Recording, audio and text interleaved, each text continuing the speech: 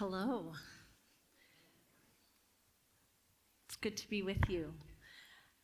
I'm just feeling like I want to speak blessing over each one of you, even before we begin. What a topic that you have invited me to come and be part of with you. And yeah, like Paul said, there's a lot that will be unfinished. This is just kind of the opening of a door. But this is worthy work. And so just bless you to whatever degree that you've been able to enter in to this wrestling. I just pray that the Lord would take that seed and multiply it. And if you've found yourself defended and wondering what this is all about and why are we even bothering with this, bless you. That is also a place to be that we need to be there before we can move and shift to something else. And so I just want you to know, with whatever you bring, it is welcome. We've covered a whole collection of topics, but I've invited you into a whole bunch of metaphors for how this work kind of looks. And so I've got the collection on the screen there, and some of them may have resonated more or less than others. But I just want you to gather for a minute what it was that each metaphor kind of represented to you, because as we go into today we're just settling right down. Today is story time, and we're just going to sit with a story in the Bible that really reveals the whole process for us. And so let's gather all the things that we've learned in the last number of weeks and hold them, and also just kind of allow them to join us as we enter into the story work. And so we're sitting with the woman at the well today. A woman who came to the well at noon because that's when she was allowed to come in her mind, rejected by others, not fit for society. Here she comes and she encounters Jesus. And Jesus sits with her and invites her to reimagine her identity in him. And we watch as she actually moves through all the layers with him. It's brilliant. It just blew my mind this week as I sat with it. And so I want you too to be noticing and watching which characters are operating at what level in their knowing of their insides. What's actually happening? Where is there a reach, that we've talked about, that the false self has, where we're trying to get something and we're trying to be our own source for it? Where is there just a being where just life flows? Where do we notice the rigidity of the false self and the dividing lines? Where do we notice the softness and the welcome and the contented trust of the true self? Just notice. So settle into your chairs again. I'm just so blessed that Dallin led us in a contemplative experience that really allows us to access our inner being. And so allow yourself to go to that place again. I'm going to be reading from a compilation of two translations, the Message and the New Living, because in doing so, it enabled me to just kind of really highlight the themes that we've been sitting with. So I've chosen a more casual translation purposefully for us to just enter and rest. So take a deep breath. Be with this story. It'll take a couple minutes. And just allow yourself to find yourself in here. I know that I am this woman. You may also find yourself resonating with her, or it may be other characters. Just allow yourself to rest into it. This is from John 4, verses 1 to 30, and then 29 to 42. 39 to 42, sorry. Jesus realized that the Pharisees were keeping count of the baptisms that he and John performed, although his disciples, not Jesus, did the actual baptizing. They had posted the score that Jesus was ahead turning him and John into rivals in the eyes of the public. So Jesus left the Judean countryside and went back to Galilee. To get there, he had to pass through Samaria. He came into Sychar, a Samaritan village that bordered the field Jacob had given his son Joseph. Jacob's well was still there. Jesus, worn out by the trip, sat down at the well. It was noon. A woman, a Samaritan, came to draw water. Jesus said, "Would you give me a drink of water?" He was alone at the time because his disciples had gone into the village to buy some food. The Samaritan woman, taken aback, asked, "How come you, a Jew, are asking me, a Samaritan woman, for a drink?" Jews in those days wouldn't be caught dead talking to a Samaritan. Jesus answered, "If you knew the generosity of God and who I am, you would be asking me for a drink, and I would give you fresh, living water." The woman said, "Sir, you don't even have a bucket to draw with, and this well is deep. So how are you going to get this living water? Are you a better man than our ancestor Jacob, who dug this well and drank from it, he and his sons and livestock, and passed it down to us?" Jesus said, "Everyone who drinks this water will get thirsty again and again. Anyone who drinks the water I give will never thirst, not ever. The water I give will be an artesian spring within, gushing fountains of endless life." The woman said, "Sir, give me this water so I won't ever get thirsty, won't ever have to come back to this well again." He said, "Go, call your husband, and then come back." "I don't have a husband," the woman replied. Jesus said, "You're right. You don't have a husband, for you have had 5 husbands, and you aren't even married to the man you're living with now. You certainly spoke the truth." "Sir," the woman said, "you must be a prophet. So tell me, why is it that you Jews insist that Jerusalem is the only place of worship, while we Samaritans claim it is here at Mount Gerizim where our ancestors worshipped?" Jesus replied, "Believe me, dear woman, the time is coming when it will no longer matter whether you worship the Father on this mountain or in Jerusalem. You Samaritans know very little about the one you worship, while we Jews know all about him, for salvation comes through the Jews. But the time is coming, it has in fact come, when what you're called will not matter, and where you go to worship will not matter. It is who you are and the way you live that count before God. Your worship must engage your spirit in the pursuit of truth. That's the kind of people the Father is out looking for, those who are simply and honestly themselves before him in their worship. God is sheer being itself, spirit. Those who worship him must do it out of their very being, their spirits, their true selves in adoration. The woman said, "I know the Messiah is coming, the one who is called the Christ.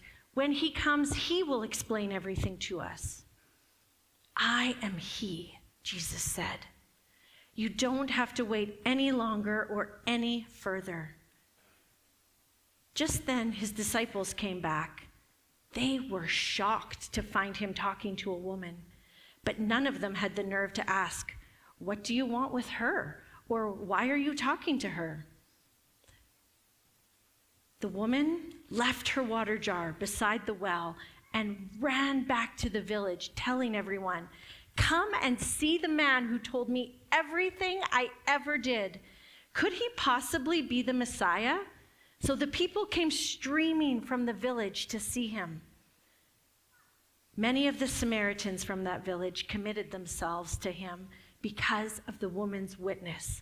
Come and see the man who told me everything I ever did. They asked him to stay on, so Jesus stayed 2 days.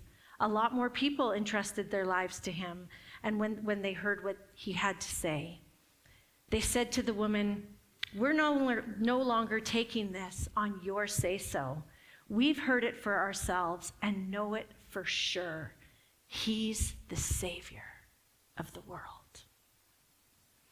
This is the word of the Lord.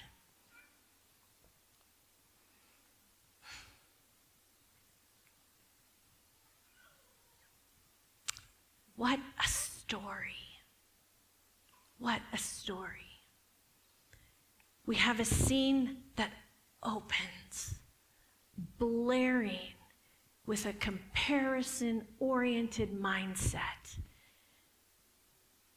The Pharisees were keeping count. They had posted the score. Who was better, John or Jesus?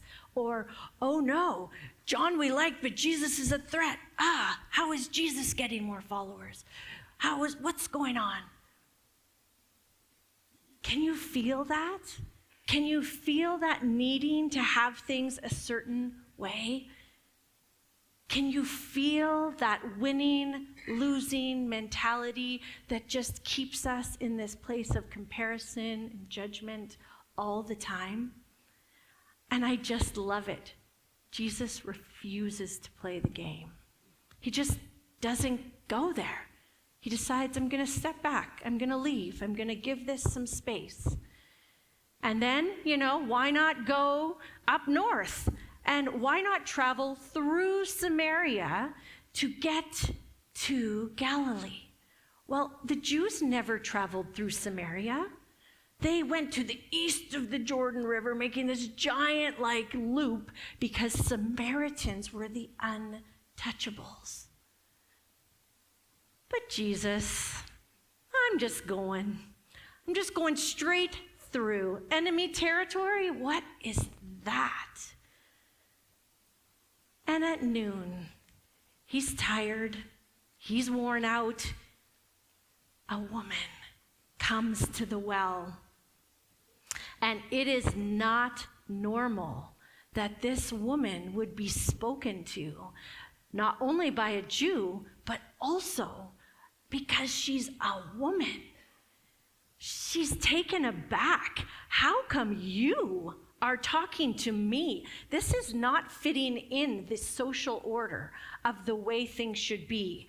We have a way of being, an image, a thing that we all live under, whether we like it or not.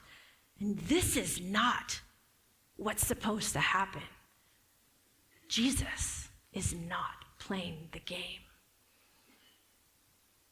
And in that moment, we come to understand a little bit that this woman's identity, who she is, who she understands herself to be, her identity is connected to all of those social norms, all of those customs, all of those very strict boundaries that her religion puts on her, that her society, her culture, her friends, her peer group, her identity is wrapped by the culture around her.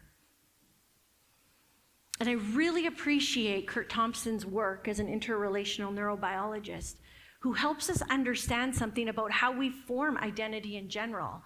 And he says, we like to think that we are self-identifying, that we declare who we are, that we are masters of our own universe. But the truth is that we are always collaborating in the stories that we tell. We do not tell our stories alone.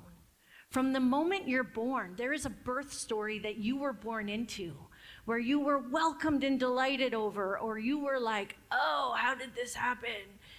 There's a story, and that affected how you came to see yourself.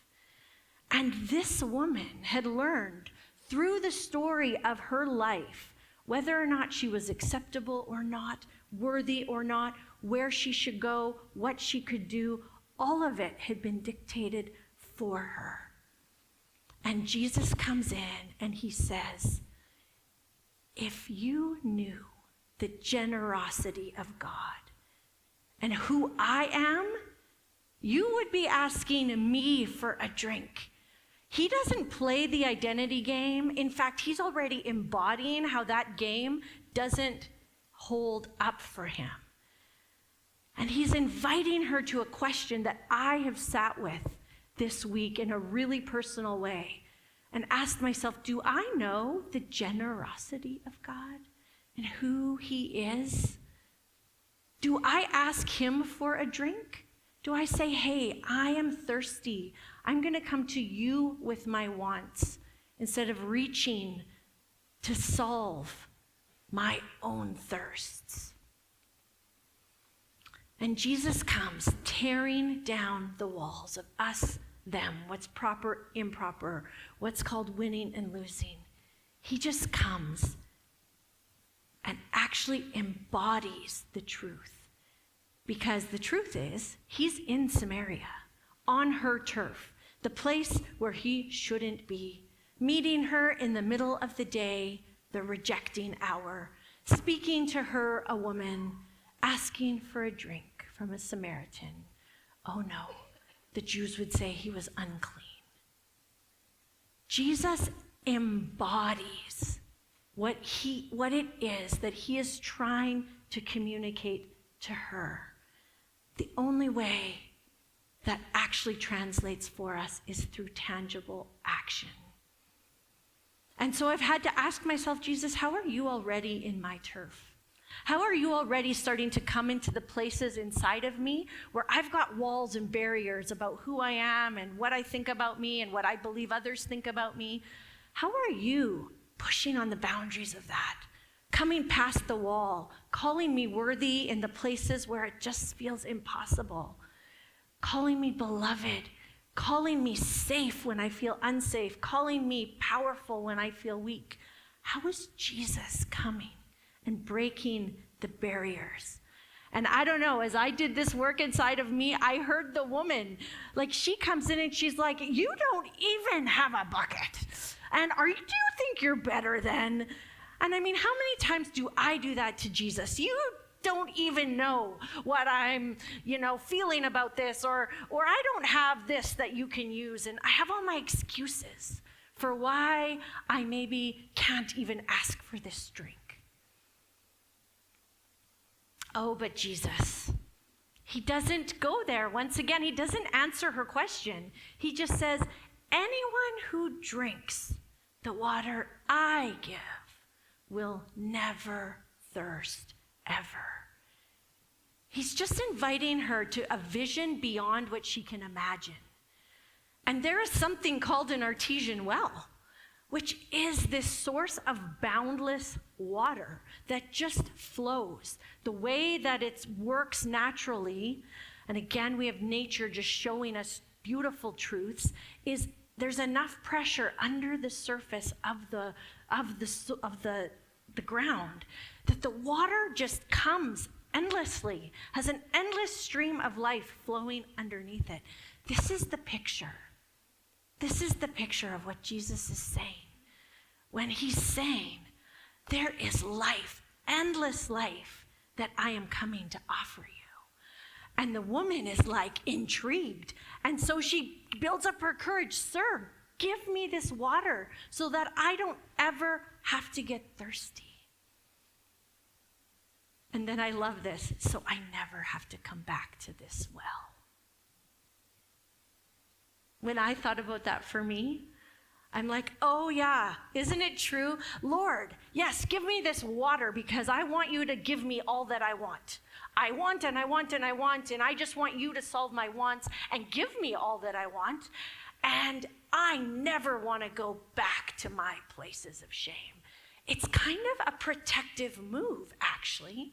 She's asking for his living water, but she's wanting to serve her own purposes of having him prevent her from having to go back to this well, this symbol of rejection. And in that moment, things get really real. Jesus looks past all of her motives. And I mean, I'm and thinking that there could be some things going on inside of her. I don't know all the things that she was thinking in the moment. But the little bit that she gives him, he takes. And this is the turning point for the whole thing. Go and call your husband. He is inviting her into a truth.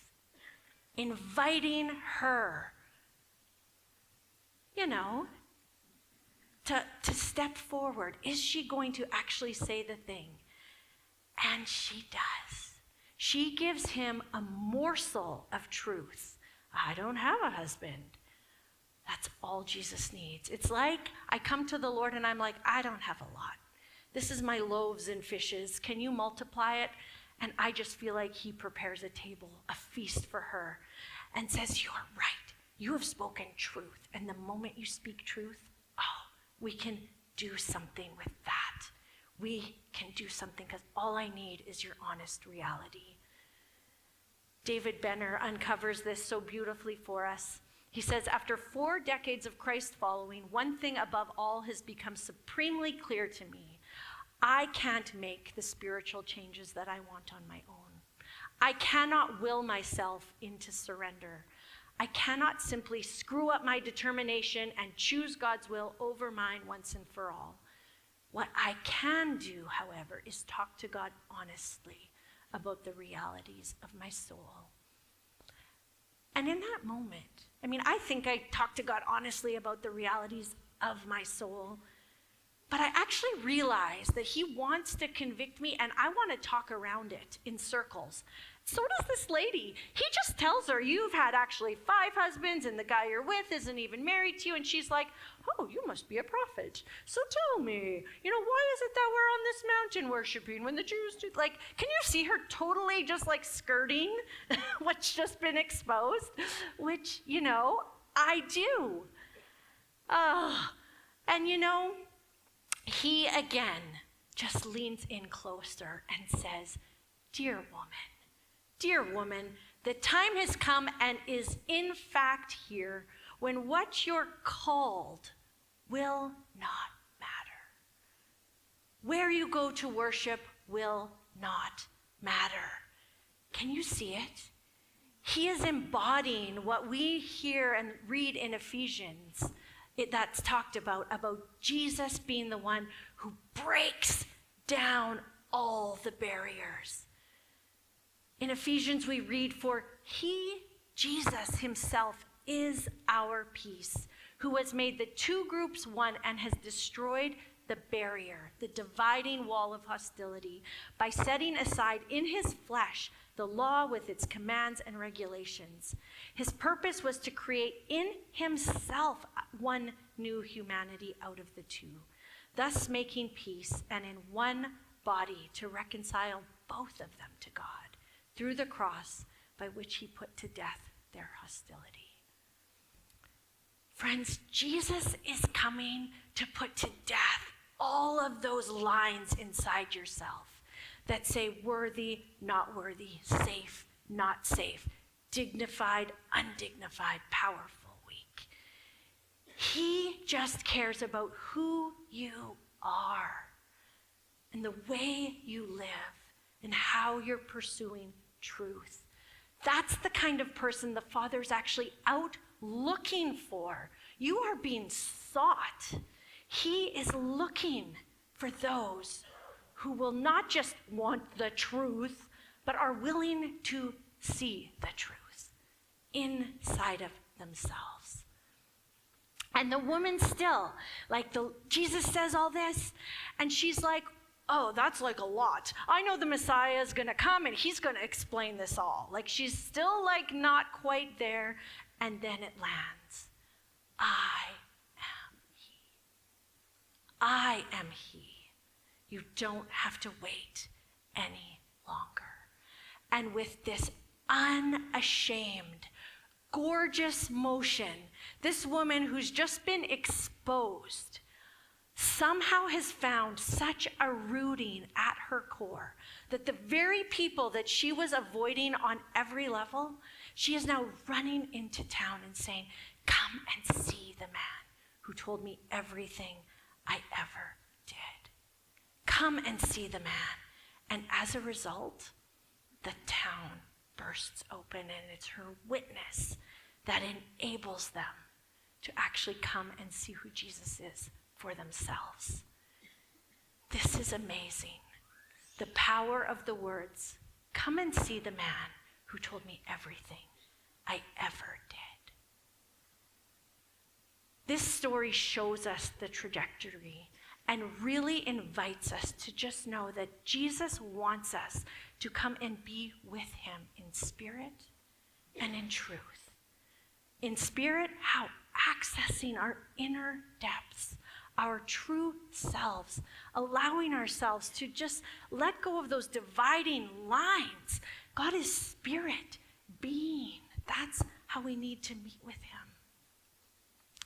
And we need to worship him in truth, to come to him in the truth of all that we are.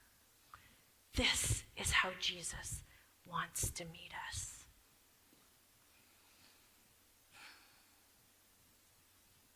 So, the question I've asked every week, where are you?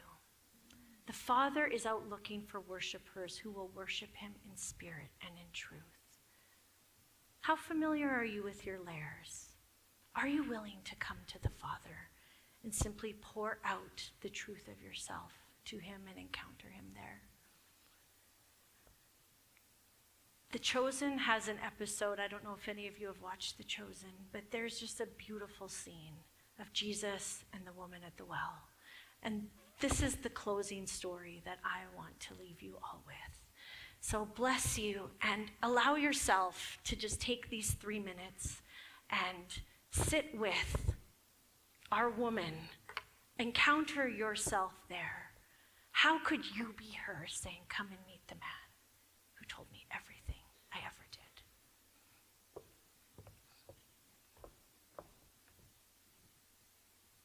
did?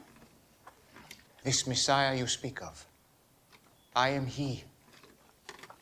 The first one was named Ramin.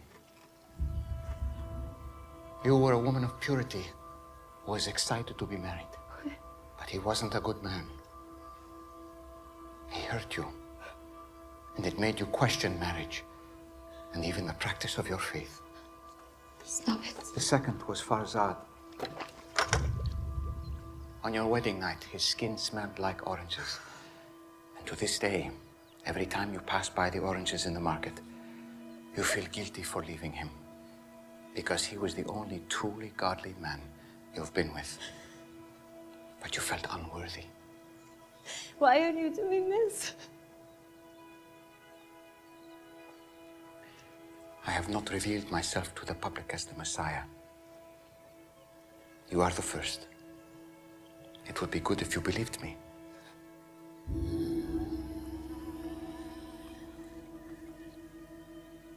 You picked the wrong person. I came to Samaria just to meet you.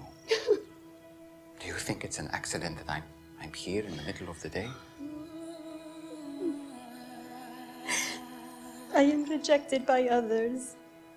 I know, but not by the Messiah.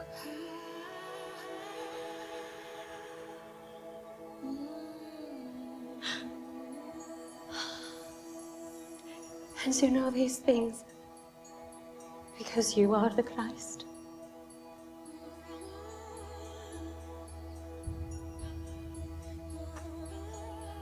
I'm going to tell everyone. I was counting on it. Spirit and truth. Spirit and truth. It won't be all about mountains or temples. Soon, just the heart. You promise.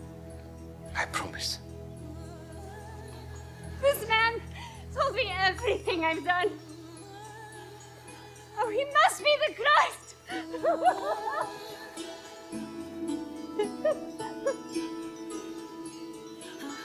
Hey, wait!